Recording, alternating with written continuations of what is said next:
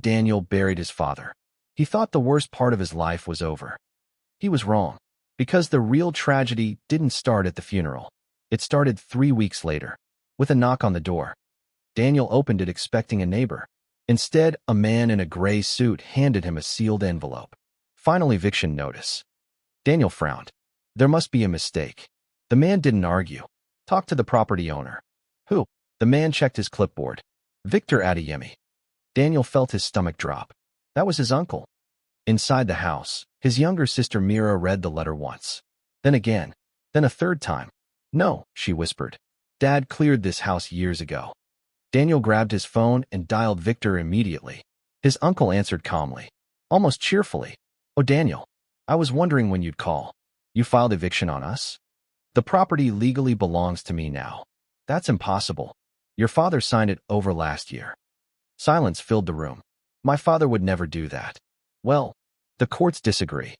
Victor's office felt like another world. Glass walls, leather chairs, cold air, no warmth anywhere. Victor slid the documents across the desk. Signed, stamped, approved, perfectly legal. Myra's hands trembled. That signature's fake. Victor leaned back slowly. Prove it. Daniel felt rage rising in his chest. Your family. Victor smiled. That's why I knew you'd never suspect me. Eviction came fast. Furniture dumped outside. Photo frames shattered. Their father's chair, left in the rain. Mira cried quietly holding their childhood album. Daniel didn't cry. He just stood there, watching, memorizing, because something inside him was hardening. That night in a cheap motel, Daniel remembered the storage locker, his father's old files, backup paperwork, the boring things nobody checks. The next morning, he forced the rusted door open. Dust everywhere, boxes untouched, silence. Then he found it, a sealed folder. Inside, the original property deed, still in his father's name, never transferred, never signed away. Victor's document was fake. Daniel's heart slammed. They could win. They could take the house back. He ran outside and froze. 2 men stood beside his car, waiting. One spoke calmly. Mr. Victor wants the file. In that moment, Daniel understood something terrifying. This wasn't a family argument. This was planned, organized, dangerous. Getting the house back wasn't the problem anymore. Surviving was. Daniel didn't go to the police. Because he understood now. Victor wasn't playing legal games. Victor was playing power. And power doesn't lose in court. Instead, Daniel did something small, quiet, illegal. He hacked Victor's company email. Just curiosity, he told himself. Just proof. Nothing more. But what he found wasn't fraud. It was an empire. Illegal land seizures. Bribed officials. Shell companies. Families destroyed. Over and over.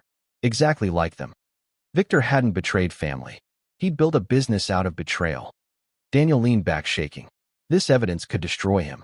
Police would arrest him instantly. Everything could end. His cursor hovered, ready to report it.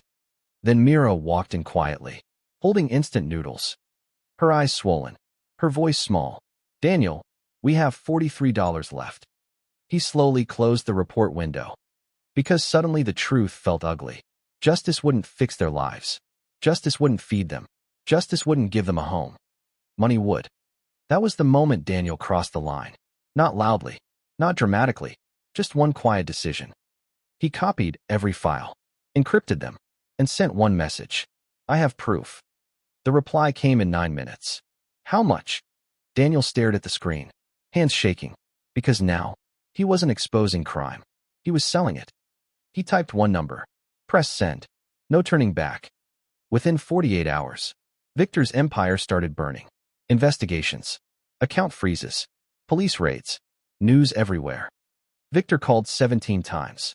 Daniel never answered. Until voicemail 18. Victor's voice cracked. You think you won? You have no idea what you started. Daniel smiled. For the first time since the funeral. 3 days later, Daniel and Mira stood outside their house again. Police tape wrapped Victor's mansion instead. Is it over? Mira whispered. Daniel watched the flashing lights. No. Because deep inside, he felt something terrifying. Selling that data felt good, powerful, addictive. Then his phone buzzed. Unknown number. We heard what you did. We have another job for you. For the first time, Daniel didn't feel like a victim. He felt like an opportunity. He told himself he'd only do one more job.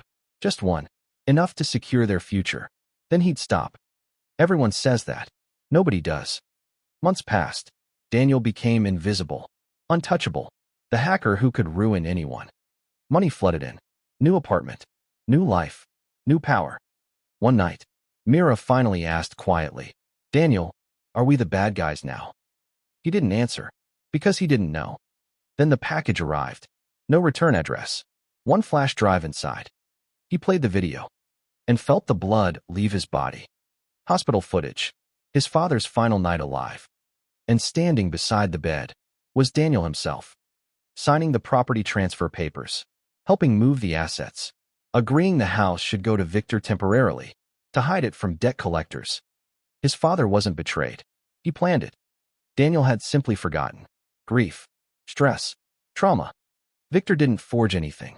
Victor followed the plan. Daniel destroyed an innocent man, built a criminal life on a lie. The phone rang. Blocked number. Victor's broken voice whispered, "Now you know."